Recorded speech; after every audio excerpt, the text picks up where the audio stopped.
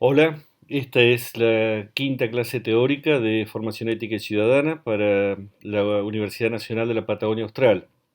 Bueno, ya pasó el parcial, ya tuvimos los primeros encuentros donde fuimos desarrollando todo el enfoque teórico de la materia, lo que serán en buena medida contenidos de enseñanza, pero nos interesa ahora encarar una segunda etapa de la cursada donde nos vamos a meter en los modos de enseñanza. Y para nosotros es importante pensar que la formación ética y ciudadana es un área curricular de la escuela primaria que tiene un horario específico en el diseño curricular de Santa Cruz, cosa que no ocurre en otras provincias, y esto implica que esperamos ofrecer algunas herramientas para poder pensar cómo encarar esas propuestas de enseñanza dentro del aula.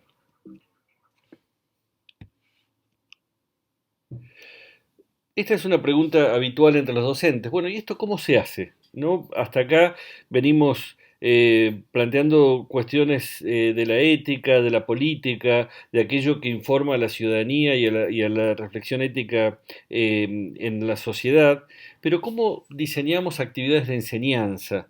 ¿Cómo llevamos esto al aula? ¿Cómo articulamos esas actividades en un proyecto? Es una pregunta práctica, pero que solo tiene sentido después de haber atravesado esas preguntas acerca del enfoque general.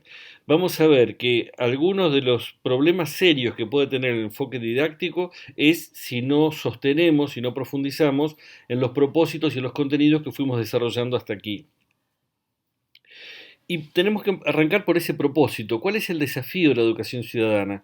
Básicamente lo que fuimos trabajando es que la educación ciudadana apunta a pensar la sociedad en la que habitamos y hacia dónde queremos orientarla. Es decir, el trabajo de la educación ciudadana apunta a poner un pie en el presente y un pie en el futuro. Un pie en el presente leyendo necesidades formativas de chicos y chicas de las escuelas, la sociedad actual, para poder arribar a una sociedad más justa, más pluralista, más solidaria, más inclusiva, más igualitaria. En este contexto, además, en particular de la pandemia y de la cuarentena, también es una oportunidad para pensar en qué sociedad estamos viviendo y hacia qué sociedad queremos avanzar. Entonces, siempre hay que tener como punto de partida que trabajamos en un contexto y con una expectativa de futuro, de aquello a que queremos llegar. En ese sentido, uno puede pensar que los propósitos están relacionados con los medios que queremos buscar, que queremos utilizar para alcanzarlos. Es decir, según lo que hemos visto en los primeros encuentros, si el propósito que queremos es lograr cierta conducta específica, es decir, que los chicos se porten bien, que levanten la mano para hablar, que se callen cuando habla el maestro, la estrategia serán estímulos positivos y negativos, es decir, a través de premios y de castigos, el enfoque conductista va moldeando las conductas. Ahora, ese moldeamiento de conductas que está muy presente en las aulas, yo siempre digo que no encuentro colegas que actualmente digan que son conductistas, pero sí encuentro muchísimas prácticas conductistas en el espacio del aula. Por ejemplo, esta idea de que a través de estímulos y positivos y negativos vamos a ir logrando moldear las conductas. ¿Se logra esto efectivamente? Sí, esa estrategia conductista es bastante eficaz, por lo menos mientras dura el estímulo, es decir, mientras está la expectativa del premio y del castigo, eso perdura. Ahora, si miramos por detrás, ¿qué tipo de ciudadano estamos formando con esto? Estamos formando un ciudadano que se mueve solo por premios y castigos, es decir, que solo desarrolla una conducta cuando va a ser premiado por ella o que solo no hace algo porque puede ser castigado por ello. Es decir, estamos fomentando la heteronomía en el ejercicio de las prácticas ciudadanas. Ese sería un modelo de enseñanza posible.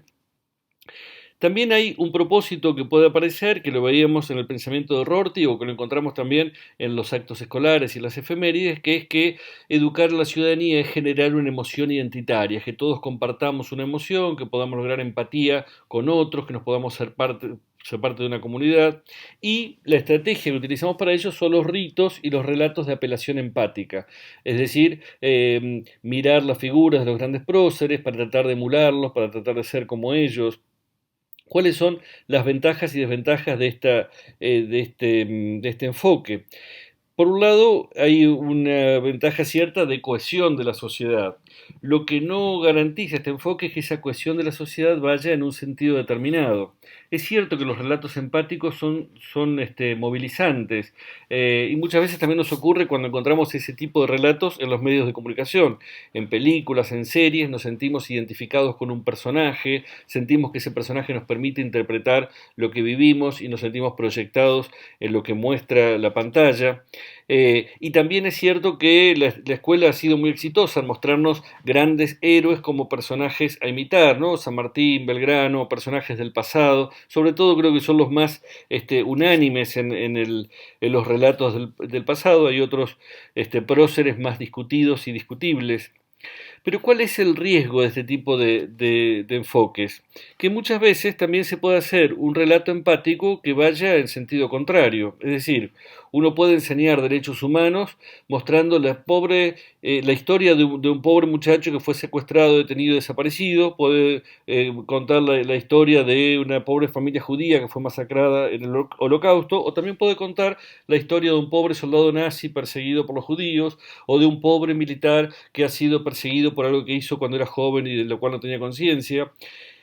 El relato empático muchas veces trata de sortear la reflexión crítica, el pensamiento, la argumentación y apunta a los aspectos más primarios de la personalidad. Y en ese sentido también es muy riesgoso porque se pueden desarrollar relatos empáticos que vayan manipulando los sentimientos de las personas a favor o en contra. Y eso ocurre frecuentemente en los medios de comunicación. A mi modo de ver, es un enfoque que tiene muchos elementos cuestionables. En tercer lugar, también a veces se plantea como propósito de la educación ciudadana arribar a cierto conocimiento declarativo, es decir, que los estudiantes conozcan la Constitución, las leyes, que puedan comprender el preámbulo de la Constitución, que puedan comprender el funcionamiento de los tres poderes, que puedan comprender la normativa o ciertos discursos fundantes de la sociedad actual. Y en general, la estrategia para eso son las lecciones de civismo, desarrollar una doctrina, plantear un adoctrinamiento en el sentido de, no despectivo, sino de ofrecer una doctrina ordenada. ¿Cuál es la virtud y los cuestionamientos que se puedan hacer a este enfoque? Por un lado, es muy bueno que la escuela enseñe cuestiones normativas y doctrinas. Por otro lado, es una enseñanza también bastante heterónoma, en el sentido de que hay una verdad ya establecida y lo que se espera de los ciudadanos es que la conozcan, la comprendan, la acepten y actúen en consecuencia. En este enfoque no hay ninguna expectativa de que ningún ciudadano desarrolle una actividad autónoma ni tampoco que haga una revisión de sus propias prácticas, sino que en todo caso hay un camino a seguir y ese es el camino que deben tomar. Finalmente, y más cercano a lo que queremos plantear, si nosotros planteamos que la formación ética y ciudadana apunta a construir prácticas sociales complejas en las cuales cada sujeto pueda desarrollar sus propios criterios de actuación en la sociedad a partir de revisar los modos en que actúa y poder dar cuenta de por qué actúa como actúa y poder modificar aquellos criterios de actuación cuando entiende que no son los más valiosos para sí mismo, para los demás o para el futuro de la sociedad, entendemos que la estrategia es lo que llamamos un enfoque situacional de enseñanza y es lo que vamos a desarrollar como enfoque de la materia. Vuelvo un poco hacia atrás y me detengo en una estructura de enseñanza habitual, tradicional, y que tiene que ver con esto que hablaba recién del adoctrinamiento, de las lecciones de civismo. Si nosotros pensamos en nuestra propia historia de aprendizajes escolares y tratamos de pensar, bueno, cómo hemos aprendido en la escuela, la enseñanza más habitual en la escuela es una enseñanza que podemos llamar de explicación y aplicación. ¿A qué me refiero? Por lo menos cuando yo iba a la escuela primaria, lo usual era que para enseñarnos a multiplicar, primero nos explicaban cómo se multiplicaba y después nos daban 20 cuentas de multiplicar. Para enseñarnos cómo se hacía el análisis gramatical, primero nos explicaban el sujeto, el predicado, los modificadores, etcétera, y después nos daban 20 oraciones para que hagamos análisis sintáctico. Es decir, primero el docente explica, presenta un corpus medianamente sistemático de ideas, de conceptos, de categorías, y después da situaciones para poder aplicar eso que acaba de explicar. tiene mucho que ver con lo que hablaba recién de las lecciones de civismo. Y esta es la enseñanza más tradicional, y no estoy diciendo con la palabra tradicional algo despectivo. Muchas veces el adjetivo tradicional funciona entre docentes casi como un insulto, ¿no? Eso es tradicional. Sin embargo, yo creo que la enseñanza tradicional puede ser útil en algunas ocasiones. Eh, Doy un ejemplo, yo estudio como hobby, estudio saxo, y cuando aprendo a tocar el saxo, mi profesor no me dice, ¿y vos dónde tocarías el do? Me dice, el do se toca acá, y yo tengo que entenderlo y copiarlo. Es decir, esa enseñanza más tradicional de alguien que explica y pide que otro aplique, en algunos campos de conocimiento, y sobre todo en algunos contenidos de ciertos campos de conocimiento, puede ser útil. Pero ¿cuáles son las ventajas y las ventajas de este enfoque? La principal ventaja es que el docente mantiene el control de lo que se está hablando, es decir, que el docente establece qué se va a explicar, cómo se va a explicar y qué tienen que hacer los estudiantes. ¿Cuál es la desventaja de este enfoque? La misma. Precisamente porque el docente tiene todo el control sobre lo que se enseña y se aprende, no está fomentando ningún tipo de autonomía del otro lado. Es decir, no hace falta que del otro lado haya un sujeto que piense, que revise sus prácticas, que construya conocimientos, sino que se trata de alguien que tiene que aplicar algo que ya está digerido en otro lado. En ese sentido, se trata de una enseñanza que tiene un camino único, y por eso uno puede plantear que es una enseñanza tradicional y que tiene las virtudes y los problemas de la enseñanza tradicional. Aquí llamamos en cambio enfoque situacional, algo que podemos caracterizar como una enseñanza que primero se plantea la problematización. Cuando hablamos de problematización hablamos de plantearnos una pregunta, un problema sobre el cual podamos pensar y sobre el cual podamos plantearnos algunas hipótesis provisorias, algunas respuestas tentativas a partir de lo que sabemos. Cuando hablamos en didáctica de conocimientos previos no nos referimos a lo que ya sabemos, sino que nos referimos a lo que podemos hacer a partir de lo que sabemos. Y entonces si se nos presenta un problema de matemática, de lectura o escritura o de formación ética y ciudadana, a partir de lo que sabemos lo podemos encarar de cierto modo. Y al encararlos de cierto modo vamos buscando respuestas tentativas y por ejemplo en matemática, cuando hoy se enseña a multiplicar, se ofrecen problemas del campo multiplicativo, chicos y chicas exploran cómo pueden multiplicar, buscan estrategias de las más variadas y después se comparan esas estrategias, se busca cuál es la más económica y se institucionaliza luego el algoritmo. Es decir, que la problematización es el momento en el cual se pide a estudiantes de cualquier nivel educativo que desarrollen esas respuestas provisorias a partir de lo que saben. Lo mismo ocurre en otros campos de conocimiento y en la formación ética y ciudadana vamos a ver que también problematizar significa plantearnos un desafío que podemos abrir dentro de la cabeza de cada uno y también en el diálogo intersubjetivo en el aula. Y como etapa posterior, como fase siguiente a la problematización, vendrá una conceptualización que podemos caracterizar como una respuesta posible al problema que hemos planteado. Es decir, una respuesta que no cierra el problema, sino que en todo caso en esta área lo que hace es ofrecer las respuestas que históricamente hemos construido hasta acá. Si hemos planteado problemas del campo de la discriminación a la sociedad, como conceptualización ofreceremos el concepto de discriminación, las leyes sobre la discriminación, los posicionamientos institucionales en contra de la discriminación, y eso no quiere decir que esa sea la respuesta correcta, eso quiere decir que es la respuesta que históricamente hemos construido hasta acá. 100 años atrás esa respuesta no existía en la sociedad, no había el concepto de discriminación y no tenemos la menor idea de qué puede llegar a haber dentro de 100 años. Entonces, cuando estamos conceptualizando en el presente, lo que estamos planteando es una respuesta contextuada, histórica y en ese sentido socialmente provisoria. Algo diferente ocurre en otros campos de conocimiento, como en matemática, ¿no? Cuando se institucionaliza que 2 más 2 es 4, en general hay un grado de certeza bastante mayor a la matemática que en este campo de conocimiento.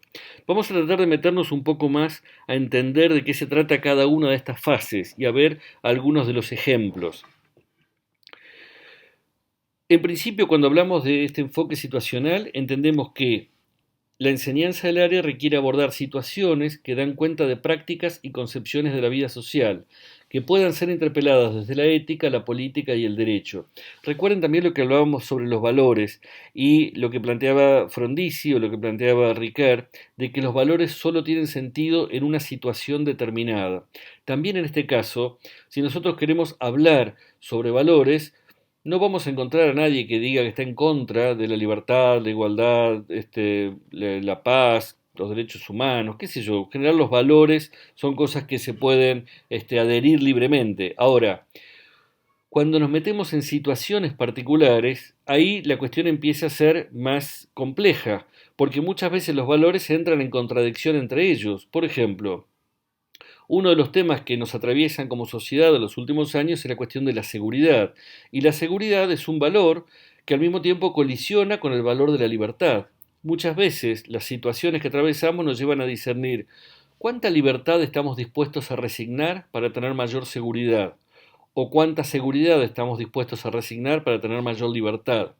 Particularmente en este tiempo de pandemia, también la pregunta es cuánta libertad resignamos en función de la salud colectiva y cuánta libertad exigimos que se mantenga, porque la salud colectiva no puede llevarse derechos reconocidos en la Constitución. Eso es parte de las discusiones que atraviesan a la ciudadanía. Pero fíjense que si habláramos en abstracto de libertad y seguridad, todos estaríamos de acuerdo, no habría ninguna posibilidad de pensar en eso. Es en cada contexto, en cada situación específica que los sujetos se enfrentan, donde empieza a tener sentido pensar en valores, en normas, en aquellos aspectos que fuimos desarrollando en los encuentros anteriores. Y es donde la ética, la política y el derecho tienen cosas para ofrecernos.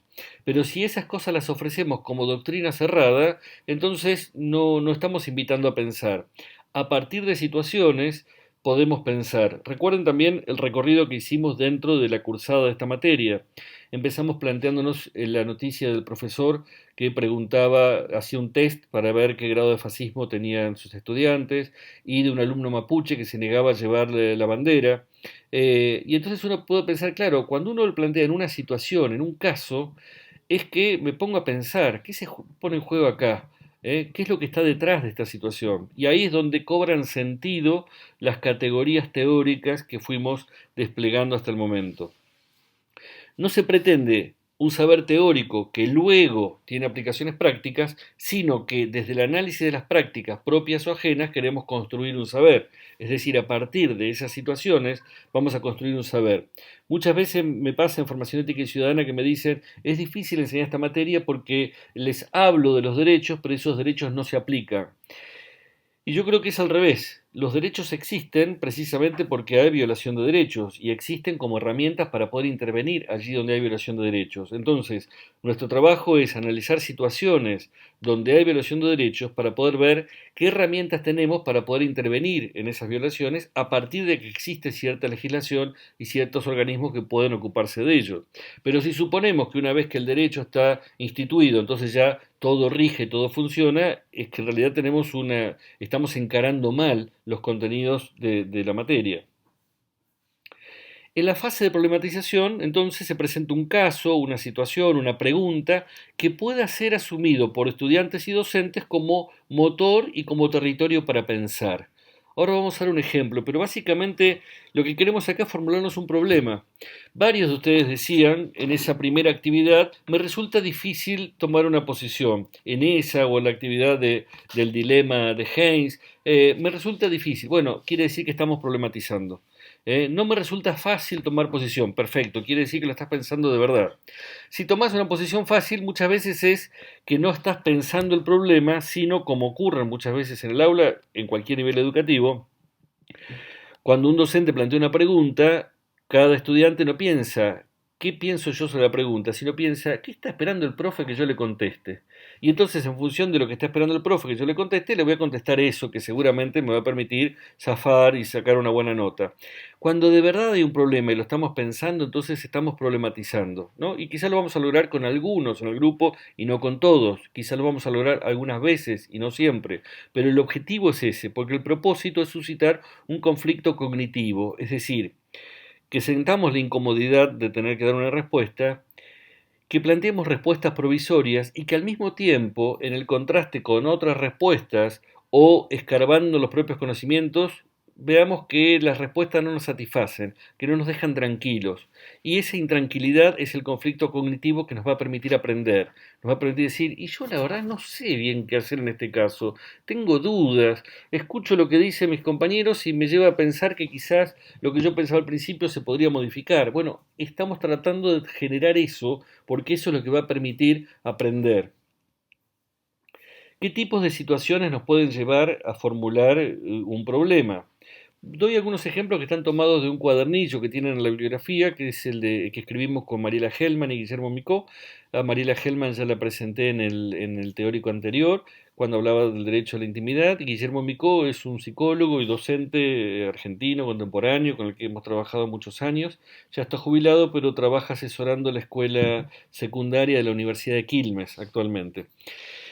Y con ellos pensamos tipos de situaciones que no tratan de ser una categorías mutuamente excluyentes ni abarcativas de todas las situaciones, pero sí dar algunos ejemplos posibles de situaciones. Una situación muy sencilla de pensar son lo que llamamos cuestionamiento de respuestas automáticas, de tradiciones heredadas o pautas del sentido común. ¿A qué me refiero? A veces una pregunta muy sencilla ya puede generar un espacio de problematización. Doy un ejemplo. ¿Siempre es malo mentir? Seguramente muchos y muchas de ustedes dirán, sí, siempre es malo mentir. Sin embargo, uno puede encontrar algunas repreguntas que nos lleven a pensar, ¿y si mentir puede salvar la vida de una persona? ¿Y si mentir puede hacer un bien a alguien? ¿Y si decir la verdad puede tener un costo muy alto? ¿Siempre es malo mentir? ¿Y mentir es lo mismo que no decir toda la verdad? Digamos, es lo mismo decir algo falso que no decir la verdad completa. Eh, Hay un montón de situaciones en la literatura, en el cine, que dan cuenta de este problema. Y también en algunos dibujitos animados. Estoy pensando, por ejemplo, en Mulan, quizás vieron de Disney, cuando una chica en China ve que el emperador está convocando al ejército a su padre y que si su padre va a morir a la guerra, entonces decide mentir diciendo que es varón para que lo puedan enrolar en el ejército y eso genera toda la trama posterior. Entonces uno puede, a partir de esa pregunta de siempre es malo mentir, trabajar el lugar ético de la mentira y tensionarla con otras situaciones. Me acuerdo de otra escena de un episodio de Los Simpsons en el cual toman unos test de inteligencia y Bart cambia su respuesta, su hojita con Martin, creo que era el que era el bocho del grupo, entonces lo derivan a una escuela de superdotados. A partir de ese momento, Homero lo trata como un príncipe en la casa y él se aburre como una ostra en la escuela y empieza a ver los efectos de la mentira. Por un lado, ha cambiado una relación con su padre y por otro lado, extraña a sus amigos. Entonces también uno puede pensar, bueno, la mentira tiene que ver con efectos. Fíjense cómo a partir de una pequeña pregunta empezamos a pensar en ética. Otro ejemplo, ¿siempre es malo robar? Seguramente ustedes dirán, sí, siempre es malo robar. Sin embargo, en el dilema de Haynes llegamos a la conclusión, o llegaba a la conclusión por lo menos Colbert, de que en ciertas ocasiones, cuando está en juego la vida de una persona, no solo es posible robar, sino que es un mandato ético, decía él, robar para salvar la vida de una persona, porque la vida humana tiene más valor que la propiedad privada. Y en el derecho también, desde Santo Tomás hasta acá, hay tradiciones que indican que en caso de extrema necesidad está permitido y hasta es lícito robar. Entonces uno puede, desde esa primera pregunta, trabajar una cuestión muy compleja en la sociedad contemporánea que es cuándo, cómo y por qué el derecho de propiedad tiene limitaciones. Más aún, ¿siempre es malo matar? También uno puede decir, bueno, sí, siempre es malo matar. Sin embargo, celebramos todos los meses en la escuela actos escolares en los que conmemoramos la vida de San Martín y de Belgrano, que no ganaban las batallas a los empujones o diciéndoles a los otros que se vayan. Eran batallas donde había muertes. Y entonces uno puede decir, ¿por qué si siempre es malo matar, celebramos a gente que organizaba batallas en las que se moría y se mataba? Y uno puede pensar, ¿y si matar significa salvar otra vida o defenderse o defensa propia? Obviamente que no son preguntas, sobre todo la del robo y la de la muerte, para plantear en primer ciclo de la escuela primaria, quizás como mucho en séptimo y quizás a partir de cierta necesidad formativa, si no será más para el nivel secundario. Pero lo que digo es que uno puede pensar que a veces una buena pregunta ya es en sí misma una situación que inicia la fase de problematización. También tenemos como ejemplo los dilemas éticos o conflictos en torno al deber, cuando un sujeto se pregunta ¿qué debo hacer? El ejemplo que vimos es el dilema de Hayes, pero hay un montón de otros dilemas que hemos trabajado y que podemos trabajar para poder pensar, bueno, ¿qué debo hacer? Son situaciones que nos llevan que nos meten de lleno en la cuestión normativa de la ética, en torno a derechos y deberes de la vida social, que nos pueden ayudar a pensar también cuestiones normativas del derecho, es decir, las leyes que están establecidas. Un caso que solemos trabajar es el caso de Malena, una chica de 18 años que trabaja en un shopping y le piden que eche a un grupo de chicos con síndrome de Down que entran al shopping. Y ella se plantea, ¿qué debo hacer? ¿Obedezco esta orden o no? Justo Malena tiene un hermano con síndrome de Down, acaba de conseguir un trabajo que es muy necesario para su familia, ¿qué debe hacer? Y entonces, como esas situaciones, hay muchísimos dilemas éticos que son muy potentes. Los dilemas suelen generar, suelen ser muy movilizantes y generar buenas respuestas en el aula. Es lo mejor que puede pasar. Cuando en el dilema todos están de acuerdo con una respuesta, se nos cayó la actividad. Ahora, cuando hay discrepancias, como el dilema de Rubén, ¿se acuerdan que lo trabajamos? Entonces ahí podemos empezar a discutir. Y esas preguntas nos llevan a pensar, bueno, ¿qué está detrás de nuestra respuesta? No es solo la pregunta si Rubén debe aceptar o no el caso de corrupción. A partir del dilema de Rubén podemos desarrollar el concepto de corrupción, podemos desarrollar el concepto de responsabilidad civil, podemos desarrollar el concepto de el presupuesto y cómo se distribuye el presupuesto de una sociedad. Es decir, que hay muchos contenidos curriculares que podemos desprender del debate sobre ese dilema. Por otro lado están los conflictos de valores, que a diferencia de los dilemas éticos, no aparece cuando un sujeto se pregunta qué debo hacer, sino cuando una persona, cuando alguien se pregunta qué prefiero hacer, qué quiero hacer. Suele ser una pregunta menos tensionante que el dilema ético, pero a veces también está muy cargada emocionalmente. No nos resulta fácil establecer qué queremos, qué deseamos, qué preferimos, y es un aprendizaje largo a lo largo de toda la vida tratar de entender nuestras propias elecciones. Se presentan elecciones cotidianas en las que es necesaria una ponderación de preferencias. ¿Yo qué prefiero en este contexto? Y así como el dilema ético apunta a pensar no solo qué debería ser Rubén, sino qué debería ser cualquier persona que esté en el lugar de Rubén, en el conflicto de valores ocurre lo contrario. Yo no podría decir qué preferiría cualquier persona a mi lugar, sino qué prefiero yo, no qué preferiría cualquier otra persona, porque lo que yo prefiero quizás no es lo mismo que preferiría otra persona cuando tiene que balancear entre trabajo y familia, entre familia y amistad, entre estudiar más o dedicarme a algo recreativo, entre hacer una carrera o no sé, tener más tiempo libre. Cuando nosotros tomamos decisiones en el ámbito valorativo, estamos tomando decisiones que van a ir orientando el curso de nuestras vidas y que muchas veces después tienen un peso fuerte en nuestras vidas, pero que no tienen en general esa carga fuerte del dilema en el momento. ¿Qué situaciones apuntan en esta dirección? Van a encontrar en ese cuadernillo algunas escenas en ese sentido. Eh,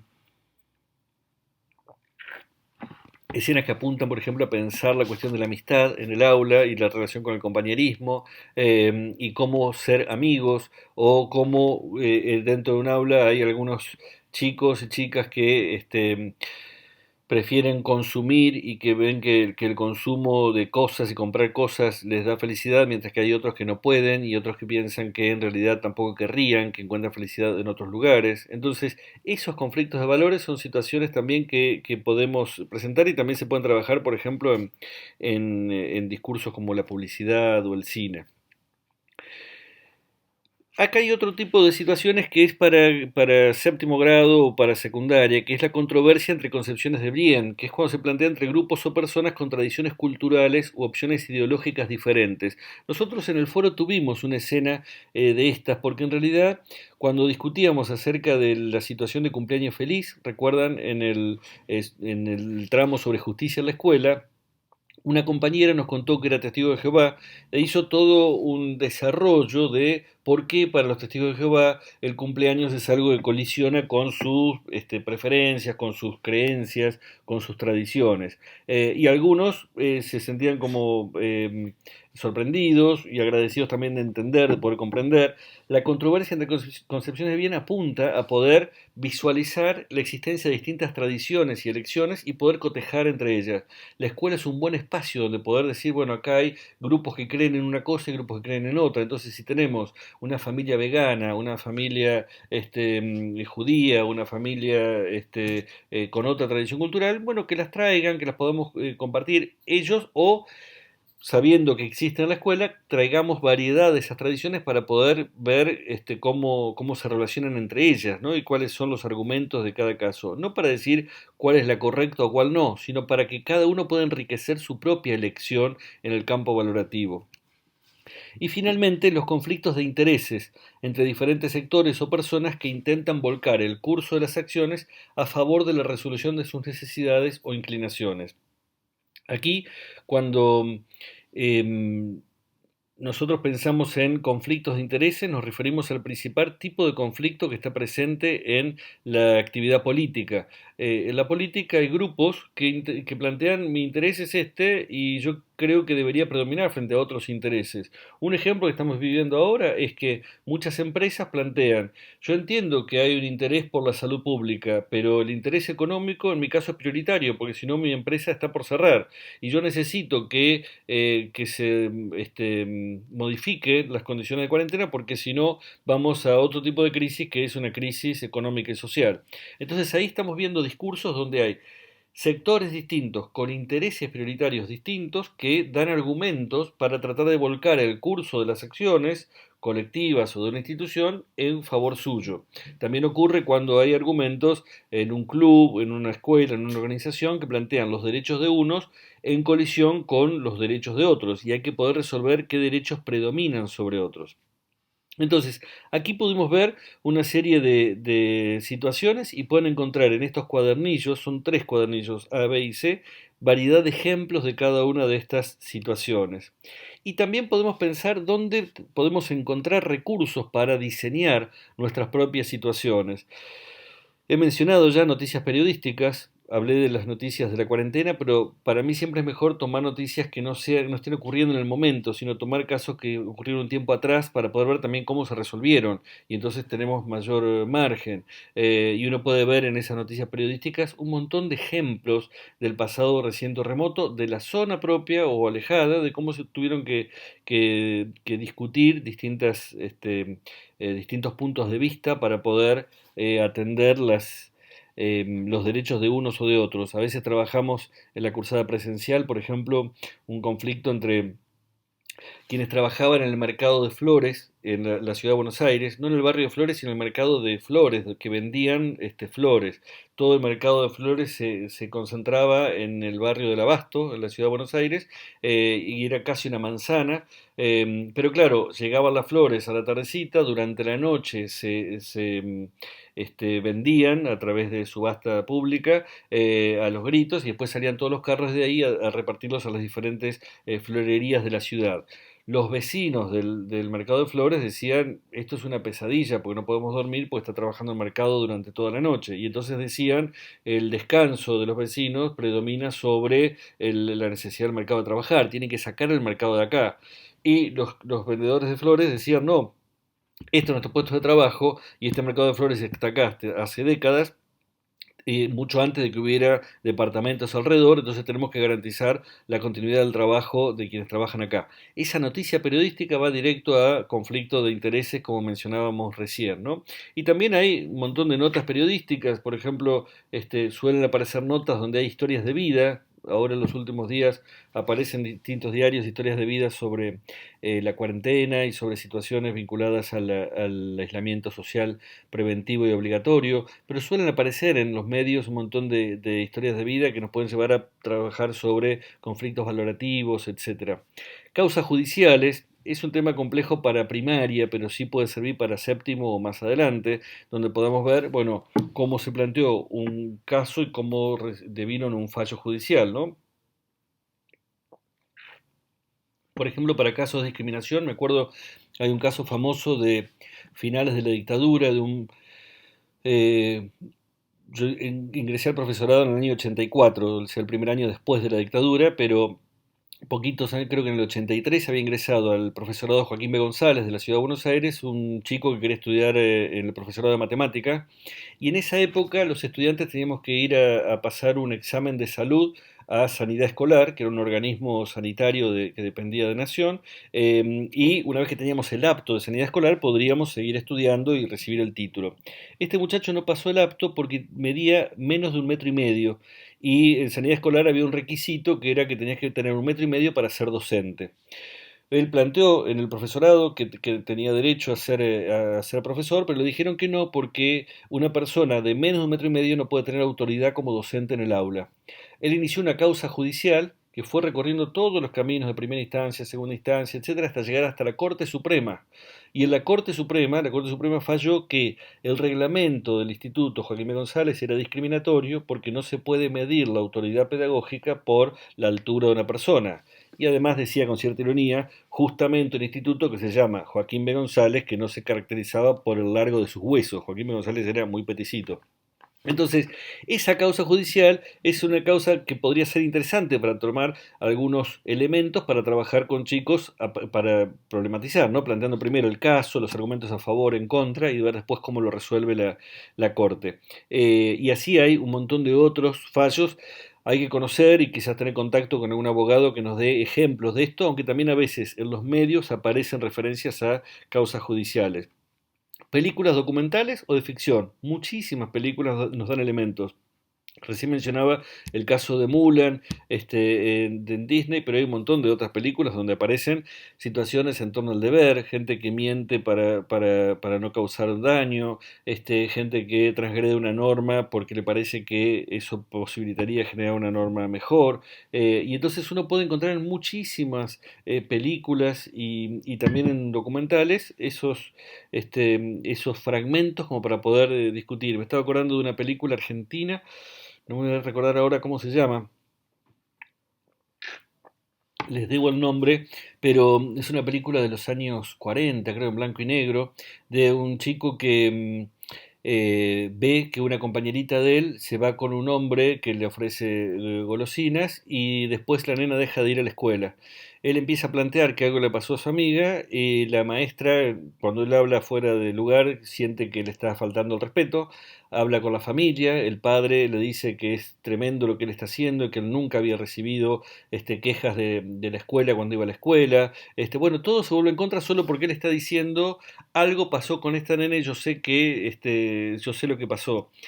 Bueno, finalmente se encuentran y logran salvar a la chica de que estaba siendo abusada, pero la película va mostrando cómo él tiene que enfrentarse a todo el contexto, porque nadie le daba crédito a lo que estaba diciendo, y porque él había transgredido la norma, que era había hablado sin permiso en su lugar o había dicho que nadie se estaba ocupando de cuidar de esta compañera. Entonces, hay un montón de películas donde precisamente el conflicto ético o el conflicto normativo o conflictos políticos funcionan como motor de la trama y porque funcionan como motor de la trama nos pueden servir para problematizar. No, en cambio, aquellas películas que lo que quieren es darnos una lección moral. En general esas no sirven para problematizar, más bien dar una respuesta empaquetada, para decir, bueno, tenés que pensar esto. Y me estoy refiriendo a que muchas veces las películas van en otra dirección y no nos ayudan a pensar, ¿no? Autobiografías y testimonios, bueno, ya mencioné esto, dilemas éticos y conflictos de intereses que podemos producir nosotros, y cuentos y otros textos literarios, siempre y cuando sean ricos textos, ricos cuentos. ¿A qué me refiero? circulan mucho en el ámbito educativo cuentos escritos para enseñar valores. Y a mí me parece que en general son malos cuentos y malas herramientas didácticas. Son malos cuentos porque son cuentos hechos para llegar a una conclusión única y la mayor riqueza de la literatura es la polisemia, es decir, que los diferentes lectores puedan cargar de múltiples sentidos lo que están leyendo. Y son malos recursos literarios porque no ayudan a problematizar, sino que están bajando línea, ¿no? Están en la línea de yo te digo a vos lo que tenés que pensar y llegás a esa conclusión, ¿no? Muchas veces las fábulas van en esa línea y hay muchas fábulas más contemporáneas, ¿no? Que van en la dirección de tengo un mensaje y te lo quiero dar. Algunas de las actividades que planteamos en esos cuadernillos que les decía apuntan al revés, a poder ver si hay fábulas que son contradictorias y que entonces porque son contradictorias nos ayudan a pensar, porque una va en una dirección y otra va en otra, así como hay refranes también que son contradictorios, ¿no? Si un refrán dice al que madruga Dios lo ayuda y otro refrán dice no por mucho madrugar amanece más temprano, entonces eso sí problematiza. Si yo doy un refrán solo que baja línea, no es un recurso potente. Lo que hace que un recurso sea potente es que sean materiales que inviten a pensar, que inviten, que planteen, vos tenés posibilidad de tomar posición frente a esto y no esta es la respuesta que tenés que asumir. Cuando nosotros pensamos que vamos a dialogar sobre estos temas, también la pregunta es, bueno, ¿y puede ser la escuela neutral? Si nosotros vamos a plantear cuestiones para pensar, ¿puede la escuela no tomar posición? En educación la neutralidad absoluta es imposible porque hagamos lo que hagamos, tomamos posición y es indeseable porque para algo educamos. Es decir, que muchas veces en la escuela aparece este debate y rápidamente nos estamos de acuerdo en que la escuela no puede ser neutral. Pero al mismo tiempo también pensamos, ¿y si no es neutral, puede tomar posición sobre cualquier cosa? Porque hay campos de competencia donde es esperable que intervenga la educación escolar y hay cuestiones donde no. O sea, tomar posición sobre todo tampoco es legítimo.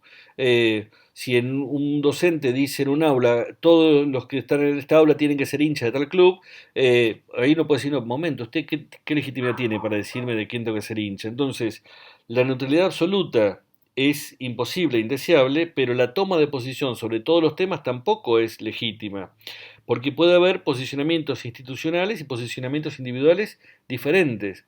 Sobre muchos de los temas sobre los cuales queremos discutir, también es cierto que los docentes tenemos una posición.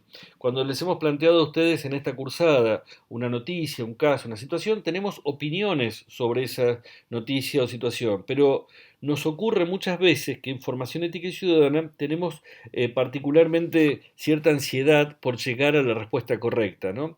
En matemática a nadie se le ocurre decir cuánto es 2 más 2 igual a 4. En general el docente plantea cuánto es 2 más 2 y espera a ver cómo puede sus alumnos llegar a alguna conclusión. Y precisamente entiende que ese proceso constructivo de los estudiantes va a permitir llegar a alguna respuesta. En formación ética y ciudadana a veces nos gana la ansiedad. Decimos, no es cierto que tienen que pensar todos en esta dirección, cuando en realidad hay que poder mantener un poco de distancia y entender que para que haya posicionamientos de cada uno de los estudiantes, tiene que haber también un silencio o un posicionamiento docente que permita el diálogo. Entonces, Jaume Trilla, un pedagogo catalán, del cual tienen un texto para leer, plantea el concepto de neutralidad activa. Y él dice, la neutralidad activa consiste en facilitar la introducción y el debate en la escuela de un determinado tema controvertido y de las posiciones enfrentadas en relación con él, pero renunciando al educador o la institución a influir para que el educando se decante por unas o por otras. Es decir, la neutralidad activa significa planteo un debate, pero no tomo posición. ¿Eso quiere decir que me quedo en una posición pasiva? No, él habla de neutralidad activa y entiende que hay varias cuestiones de esa actividad del docente. En primer lugar, el docente tiene que garantizar las condiciones del diálogo. Si cuando empezamos a discutir alguno o alguna descalifica la opinión de otro y dice, vos qué pensás, vos porque tu madre, vos porque tu padre, ¿no? O vos porque siempre, y hace impugnaciones referidas a la persona, el docente tiene que decir, no, así no vamos a discutir. O si alguien quiere imponerse a los gritos, etcétera. Entonces, él tiene que, en primer lugar, garantizar las condiciones de diálogo.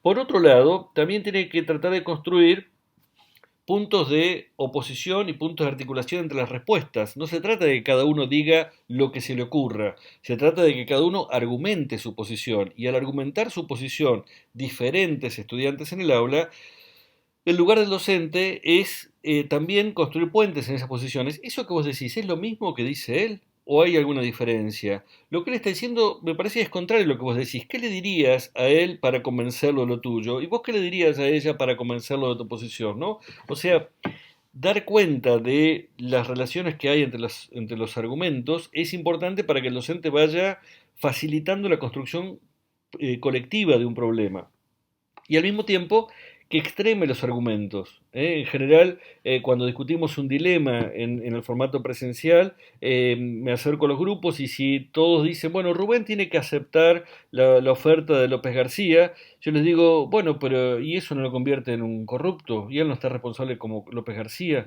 si hace eso? ¿Y él no está avalando entonces que el dinero público se quede en manos privadas?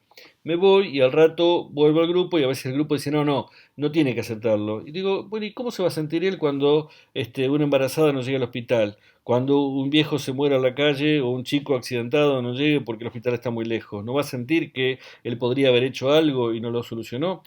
¿Por qué digo esto? Porque la posición de neutralidad activa es de ser un abogado del diablo, de cuestionar cualquiera de las respuestas que dé el grupo, pidiendo que cada uno del grupo extreme los argumentos. Al principio lo que suele pasar, como decía antes, es que cada estudiante de cualquier nivel educativo lo que trata de adivinar es qué espera el profe que yo le diga y entonces responden eso. Cuando vamos respondiendo a cada una de las posiciones, empieza a decir, ah, no, el profe no me va a decir lo que piensa, me va a discutir todo lo que le diga, entonces le voy a tener que pensar por mí mismo. Y a lo largo de un tiempo que están con el grupo, van a ir construyendo ese contrato didáctico alternativo, en el cual lo que decimos es, vas a tener que tomar posición, pues yo no te voy a decir qué pienso hasta bastante más adelante, ¿no? De eso se trata la neutralidad activa. También aquí es importante pensar que el diálogo no es algo que está dado y que cualquiera dialoga y ya está. Dialogar no es abrir la boca y decir algo, sino que uno puede aprender a dialogar. Y tienen un texto de Gustavo Schussmann, un colega filósofo argentino contemporáneo con el que hemos trabajado mucho tiempo, y que plantea algunas características que tiene el diálogo y que me parece importante pensar para poder construir situaciones de diálogo en el aula. Él plantea, dos personas que dialogan se reconocen como semejantes, reconocen que pueden equivocarse, que ambos pueden tener algo de razón. Es decir, eso es una característica del diálogo. Dialogamos porque reconocemos al otro, en el otro un interlocutor válido. Dialogamos para aprender del otro, para buscar juntos la verdad o para decidir juntos lo más conveniente para todos, lo más justo, no para ganarle, no para decir esta es mi posición, sino estoy dialogando porque cuando dialogo de verdad estoy tratando de ver si podemos construir con el otro, ¿no? A través del diálogo podemos llegar a un mejor entendimiento, incluso cuando no nos ponemos de acuerdo. Me pasa mucho con situaciones controvertidas, por ejemplo, cuando tengo amigos y amigas que están a favor y en contra del aborto. Y personalmente también he estado en una posición y en otra. Y me enriquece mucho cuando puedo dialogar con gente que da argumentos y que no ataca, no agrede y no descalifica al otro por pensar de cierta manera. Aun cuando para cada uno la posición que toma frente al aborto sea tan nodal, tan fuerte, que considere que cualquiera que no piensa de ese modo es tremendo que no lo piense. Y sin embargo, dialogamos porque reconocemos que podemos crecer si pensamos y tratamos de mirar la situación desde el punto de vista del otro. También me pasa que conozco un montón de gente y tengo amigos que votan muy diferente de como yo voto. Algunos realmente con argumentos deplorables y otros con argumentos muy ricos. Muchas veces cuando estoy pensando en ciertas situaciones digo, "Ah, me gustaría saber qué está pensando tal amigo y lo quiero hablar con él o con ella porque digo, me viene muy bien que alguien que mira la situación política desde otro punto de vista me ayude a ver dónde estoy parado y qué pienso. Entonces, me parece que este punto es muy rico en particular. Los que dialogan no saben de antemano cuál será el resultado de ese diálogo. Se enriquecen mutuamente o esperan enriquecerse con las ideas del otro. Nos pasa también con las noticias que planteábamos al principio. Algunos quizás decían, bueno, pero ¿cuál es la respuesta correcta acerca del profe, del test o del alumno? Yo tengo mi posición, pero la verdad que me han enriquecido mucho las respuestas de ustedes. Y en algunos casos han modificado también el modo en que veía la situación.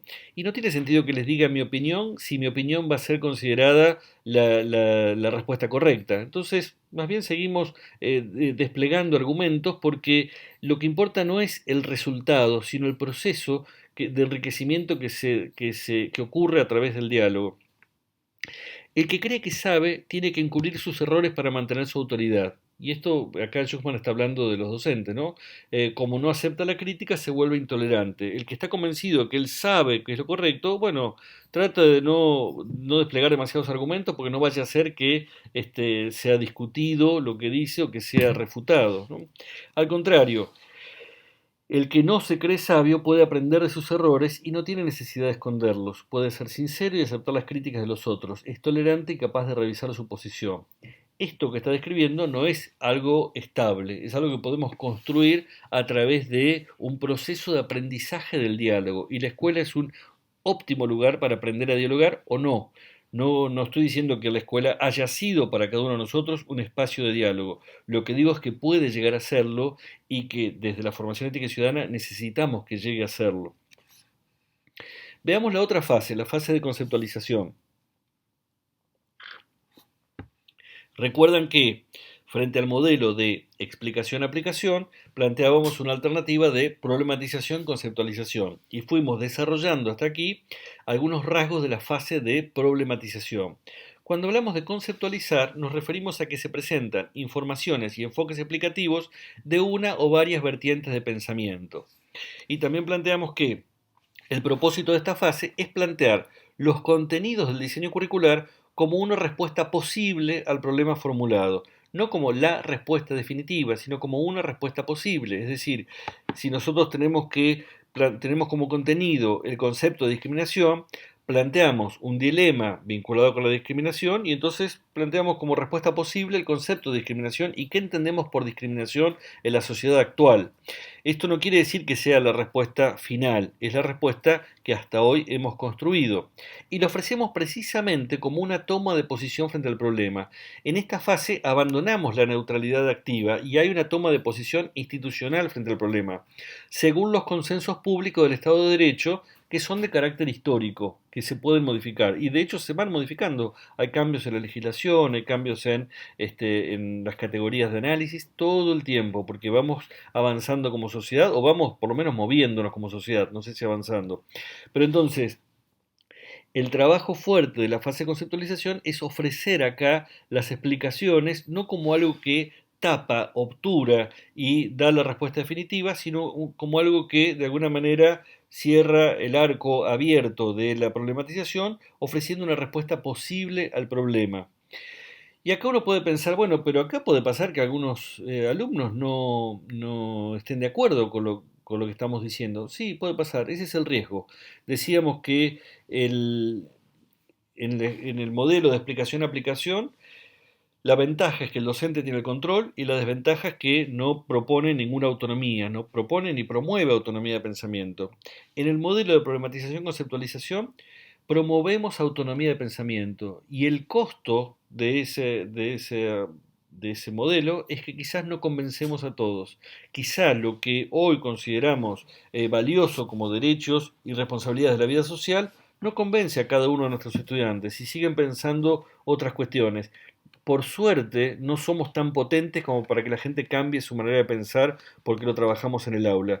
Y muchas veces ese cambio va a llegar a lo largo del tiempo y quizás chicos y chicas que hoy están siendo educados en grupos familiares donde predomina la violencia, el maltrato o los discursos discriminatorios, quizás la escuela no logra plantearles un modo de pensar distinto y que los convenza, porque dicen, no, yo sigo pensando como me educaron en mi casa, pero quizá un tiempo después, en algún momento de su recorrido formativo, digan, si algo me permitió pensar de otro modo y salir de esa lógica familiar fue que en la escuela había un mensaje que me daban una oportunidad de pensar diferente, me daban algún discurso alternativo. Entonces es importante que no pensemos que la fase de conceptualización termina con lo que podamos evaluar cuando termina un proyecto. Sí es cierto que vamos a evaluar si, en términos por lo menos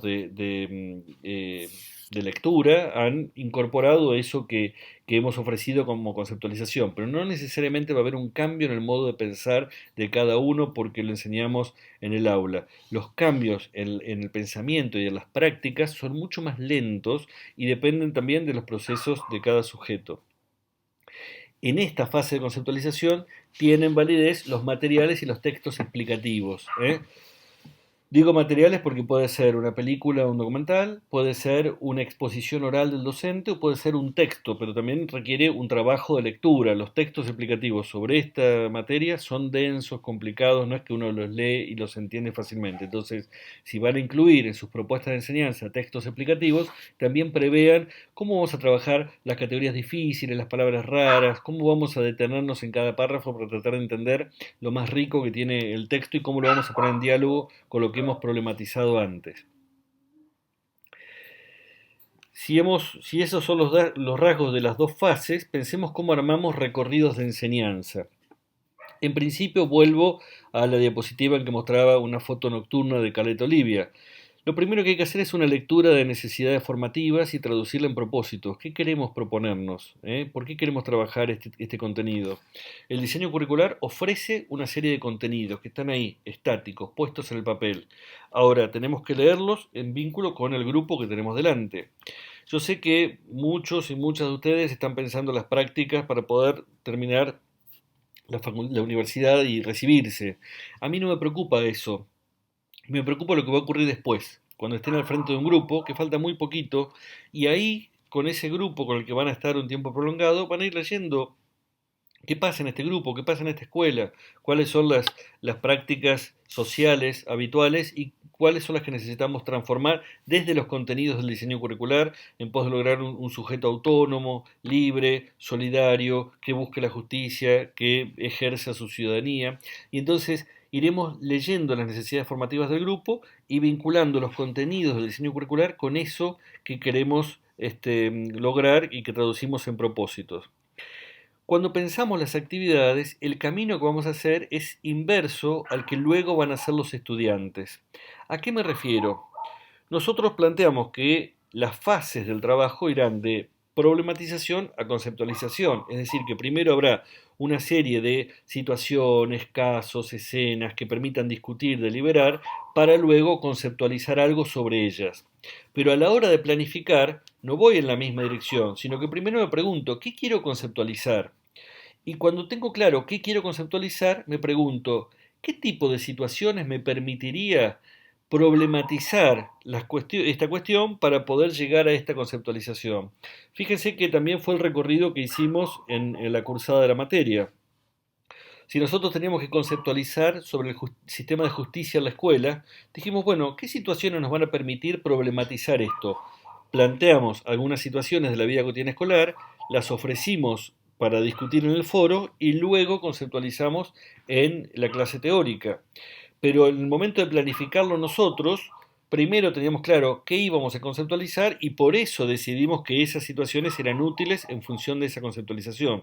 Es decir, que lo que ustedes fueron transitando iba en camino inverso al camino que habíamos hecho nosotros, que fuimos de lo que queremos conceptualizar a qué nos permite problematizar, ¿no? Y buscamos situaciones pensando cuáles son las que van encarando aquellas cuestiones que nos parece que queremos formular en ese, creo que era el cuarto teórico. Muchas veces cuando hacemos esa lectura en necesidades formativas, a veces encontramos estudiantes que dicen, bueno, entonces yo les digo que ellos piensen lo que les pasa, piensen, que me cuenten lo que viven, que me cuenten, y las preguntas son, ¿qué pasa en tu familia? ¿Alguna vez viviste situaciones de discriminación? ¿Alguna vez viviste el maltrato? Y yo creo que ahí hay una cuestión ética y didáctica porque hay cierta invasión a la intimidad. ¿Es legítimo que nos metamos en la intimidad de cada familia, de cada chico? ¿No es un poco violento pedir que cada uno haga público en el espacio público del aula lo que vive en su casa? ¿O que haga público diciéndole a su docente lo que le pasa? Porque muchas veces cuando la actividad está basada en que nos cuenten lo que viven, lo que les pasa, lo que les pasó, estamos entrando en un terreno que ya no es propio de nuestro campo. Y más de uno puede sentirse violentado por eso. Ojo, no estoy diciendo que no pueda traer la intimidad de las casas a la escuela, pero sí es importante que cada chico decida cuándo, cuánto y cómo cuenta lo que quiere contar. No puede ser el requisito para llevar adelante una actividad. Una cosa es que un chico diga, señor, profe, quiero contarle lo que me está pasando, y es legítimo, y de ahí tenemos que estar dispuestos a escucharlo, y otra es que sea el requisito para la tarea. Y por otra parte, desde el punto de vista didáctico, lo más difícil de pensar es lo cercano. A veces tenemos la fantasía de que lo cercano se aprende primero y lo lejano se aprende después. Y esto es un error porque precisamente lo cercano es aquello en lo cual estamos involucrados, y porque estamos involucrados subjetivamente nos resulta más difícil de ver. La propia familia es lo más difícil de entender. Nos puede llevar muchos años y años de terapia y mucha plata, y no lo vamos a resolver con un par de actividades en primer ciclo. Eh, Precisamente eso que está cercano es difícil de ver porque estamos implicados emocional y subjetivamente. A la inversa, a veces traer casos externos, ajenos, de otros y en algunos casos bastante lejanos, nos permite construir categorías de análisis que quizás iluminan nuestra lectura de lo cercano.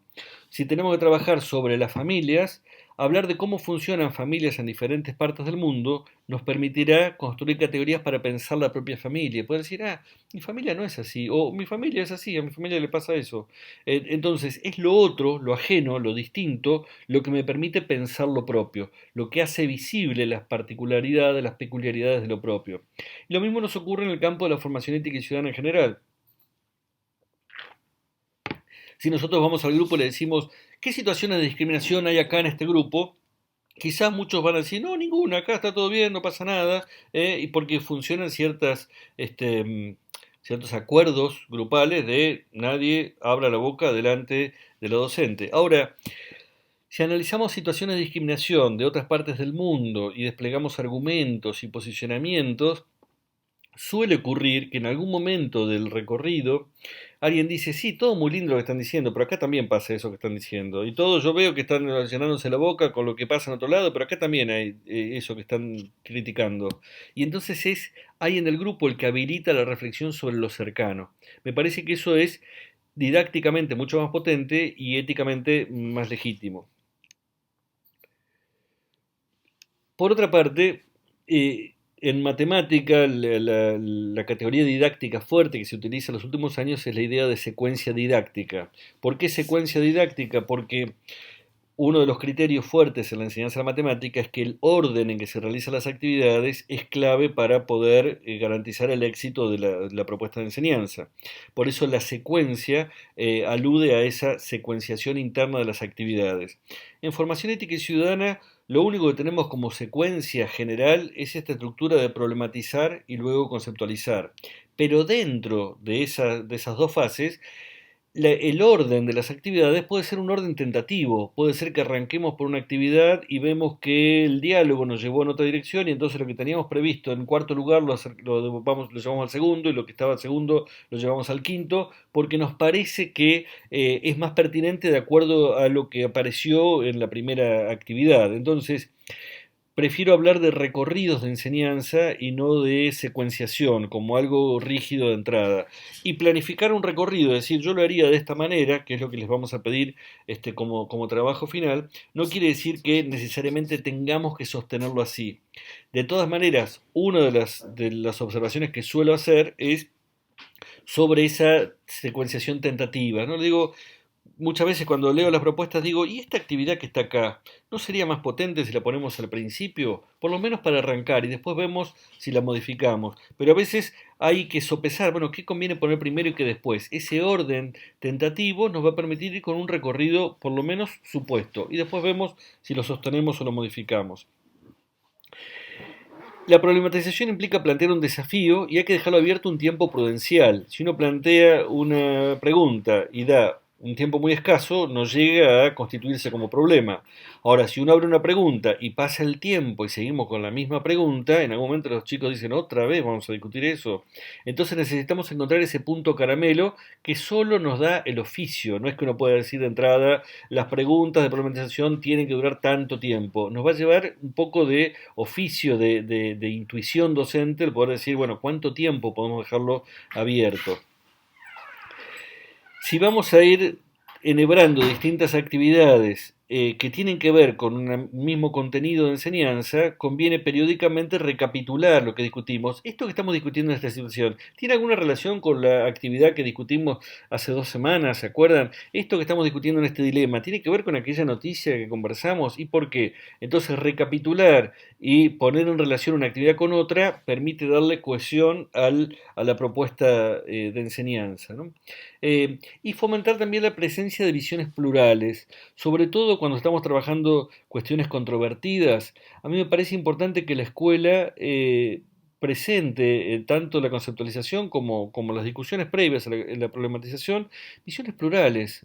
Puede ser que tengamos que analizar cuestiones que son controvertidas en el ámbito de la ciudadanía. Bueno, que aparezcan en el aula las voces discordantes, lo que opina un partido y lo que opina otro, lo que opina un grupo de creencias y lo que opina otra. Siempre fomentar la presencia de visiones plurales nos da mayor riqueza en el trabajo del aula y no nos debilita.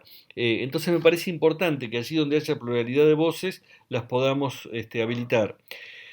Siempre y cuando no haya pluralidad de voces que salgan por fuera del Estado de Derecho, ¿no? O sea, si estamos hablando de derechos humanos y decimos, bueno, vamos a ver la opinión de los que fueron detenidos políticos y los que fueron torturadores para pluralizar las voces. No, los torturadores son delincuentes y son condenados por el Estado de Derecho, entonces ahí no hay pluralidad de voces. Ahora, si vamos a hablar sobre la guerra de Malvinas y vamos a encontrar grupos de veteranos o de excombatientes que tienen visiones distintas sobre lo que fue la guerra de Malvinas, bienvenidos sean las visiones distintas sobre un proceso que nos atravesó como sociedad, ¿no? Cierro entonces con algunos comentarios finales. Me parece que después de haber presentado este enfoque, viene bien recordar una frase de Paulo Freire. Nadie es sujeto de la autonomía de nadie. Por otro lado, nadie madura de repente a los 25 años. Las personas van madurando todos los días o no. La autonomía, en cuanto a maduración del ser para sí, es proceso, es llegar a ser. No sucede en una fecha prevista. Es en ese sentido en el que una pedagogía de la autonomía tiene que estar centrada en experiencias estimuladoras de la decisión y de la responsabilidad, valga decir, en experiencias respetuosas de la libertad. Cuando hablamos de actividades didácticas pensadas como situaciones para poder pensar, me estoy refiriendo a estas experiencias estimuladoras de la decisión, las que permiten no que un sujeto se haga autónomo de un día para el otro, o que se haga autónomo después de una propuesta de enseñanza en cuarto grado. Quiere decir que vamos a contribuir en un camino largo donde un sujeto va a ir construyendo su propia autonomía, y en ese camino largo que ofrezcamos experiencias estimuladoras de la decisión y de la responsabilidad es también un aporte fundamental de la escuela a la construcción de una cultura política en la sociedad argentina más justa, más igualitaria, más inclusiva, más solidaria. Cierro mostrándoles algo de la bibliografía que tenemos como textos para leer en esta unidad. El texto de Freire es optativo, pero sí tenemos, no, el de Merie no tomé nada de él, sí tenemos el texto de Schussmann sobre condiciones de posibilidad del diálogo. El texto mío, hay un capítulo que es el capítulo 7, si no me equivoco, de enfoque didáctico. Esos cuadernillos de Siede, Hellman y Micó de propuestas de enseñanza son cuadernillos A, B y C, y ahí tienen propuestas de actividades y el texto de Jaume sobre procedimientos de neutralidad activa. Esos son los textos con los cuales trabajé en este teórico. En lo que sigue al teórico, lo que va a ocurrir es que necesitamos que lean este material para poder consolidar el enfoque didáctico, pero después cada pareja va a empezar a armar su propuesta de enseñanza a partir de lo que trabajaron con Julia, y junto con Julia van a ir haciendo un seguimiento de cómo armar ese recorrido de enseñanza. Entonces les pedimos que lean estos materiales, pero también Julia les puede ir recomendando otros materiales que están en el cronograma, ¿no? Uno muy rico de Julia, que no lo tomé ahora, pero que les recomiendo particularmente, que se llama Recursos y consignas para la educación ciudadana, que es sobre la fase de problematización, y ahí tienen un montón de materiales y de ventajas y desventajas de cada uno de esos materiales, que escribió con Celeste Benítez, una chica que no hace muchos años fue alumna de la cátedra y después fue compañera del equipo de investigación. Documentos del desarrollo curricular, esto que les mencioné, otro material, otro documento mío que se llama de la jornada simple a la jornada completa, son propuestas de trabajo sobre la integración grupal en la escuela. Bueno, Tienen ahí ejemplos de actividades y materiales. ¿Se puede incluir en la propuesta de enseñanza de una pareja una actividad que está publicada en algún lado? Sí, ningún problema, pueden incluirla, pero sí les voy a preguntar y voy a pedir razones de por qué está incluida en ese lugar y con ese propósito. Lo que les sugerimos es que no todas las actividades sean prediseñadas, sino que traten de armar también sus propias actividades. Bueno, con esto cerramos, espero no haber sido muy largo, se me fue la luz de día y tuve que prender la luz artificial, pero traté de presentar el enfoque didáctico como para ofrecerles herramientas para ver cómo llevamos esto al aula de la escuela primaria. Espero que les resulte útil, cuídense, cuidémonos y seguimos comunicándonos en esta cursada virtual. Muchas gracias.